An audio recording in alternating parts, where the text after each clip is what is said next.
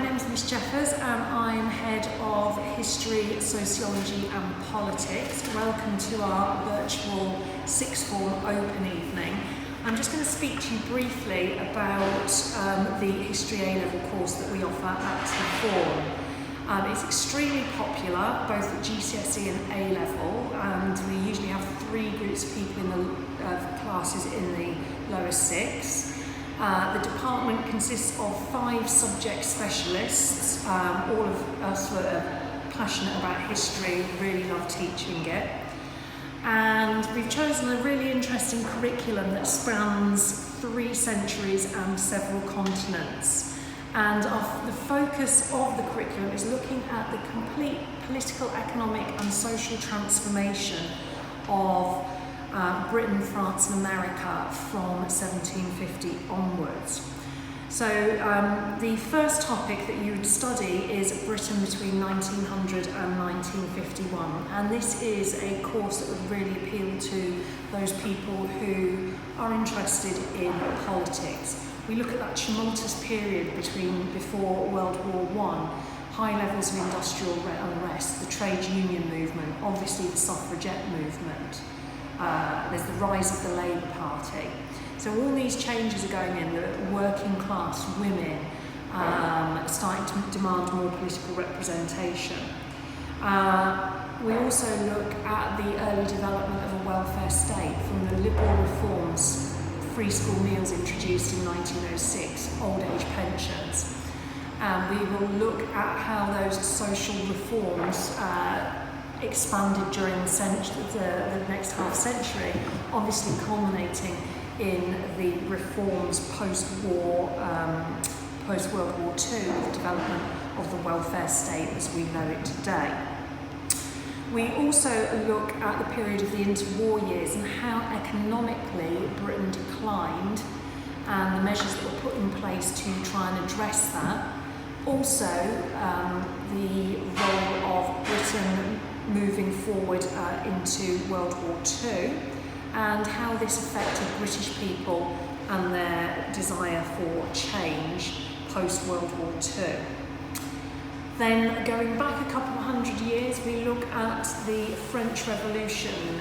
Many historians think this is probably one of the most significant events in history, and it sent shockwaves around the world. We look at the origins and causes of it, we look at the overthrow of the monarchy, the revolutionary extremism that emerged, the horrific massacres of those suspected of betraying the revolution. What is significant about this period is it's led to a new political vocabulary and new radical ideas emerging in Europe at this time, with people, ordinary workers, ordinary people, emerging as the protagonists. And we're seeing a shift of power from the old traditional elites to ordinary people. Obviously underpinning the French Revolution are the ideas of liberty, fraternity and equality. And these were the very principles that led to the American War of Independence. The ideas of liberty, fraternity and equality are central to the American Constitution today, and obviously still continue to have a huge impact. And that leads me on to the third topic, which is civil rights in the USA. And hopefully you can see our display behind with some of the most significant civil rights leaders of last century. And the focus here is looking at liberty, fraternity and equality, or in the case of African Americans, trade unions, women and Native Americans' lack of liberty, fraternity and equality. We look at how all these groups of people from 1865 to 1992 were excluded from these principles that emerged during the French Revolution. We look at how far these groups of people got their rights over the period, socially, politically and economically. We study how they achieved this.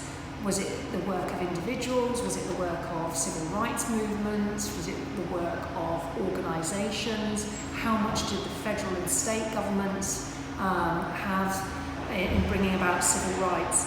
This is such an interesting topic to study, given the current political situation in America at the moment, and in particular ideas of how to ensure equality and inclusion. So moving on then to the last aspect of the course, it is a coursework unit, and you will have to do coursework for all A-level history syllabuses. It's a 3,000 to 4,000 word document on a very specific question relating to something you study in the Britain unit. So for example, a very popular question is, to what extent was the militancy of the suffragettes the main reason for the partial franchise of women in 1918? Hopefully if you've watched all the history, politics and sociology little videos, you'll see that feminism is quite a strong theme running through all three departments. This is an opportunity for you to pick a very specific area of interest and look into it in more depth. You'll be reading articles, you'll be reading books, you'll be looking at interpretations. All of these topics, all of these different exam papers will certainly improve your key skills: evaluation, empathy, analysis, communication, debating skills, the ability to judge, to defend, to argue.